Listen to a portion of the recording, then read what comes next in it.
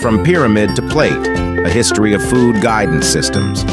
Hey everyone, today we're taking a trip down memory lane to explore how we got to that familiar MyPlate image we see today. That's right, we're talking about the evolution of food guidance systems. The food pyramid, a stacked approach, 1970 S 2011. Believe it or not, the food pyramid wasn't born out of healthy eating ideas, but out of food shortages. Sweden's food pyramid in the 1970s aimed to tackle rising costs, with wider sections indicating foods to eat more of, like grains and legumes. The USDA adopted this concept in 1992, with their pyramid featuring grains at the base, then fruits, vegetables, and milk products in the middle, with meat and fats at the top for limited consumption. MyPyramid, a colorful shift, 2005 to 2011. The USDA revamped the pyramid in 2005 with MyPyramid. This colorful design used stripes to represent food group proportions, with a little runner reminding us of exercise. MyPlate, a simpler way to see it, 2011 present.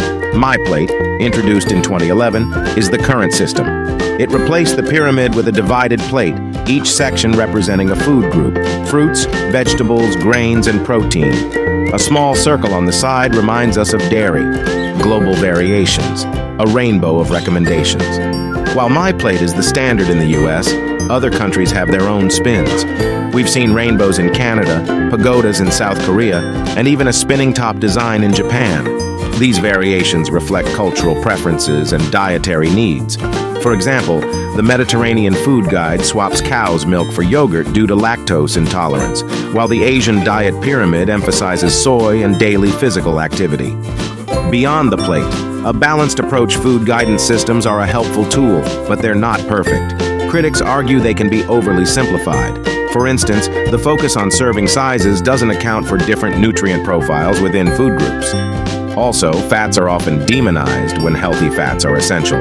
The key takeaway is to use MyPlate or your local food guide as a starting point, but also consider the quality of the foods you choose.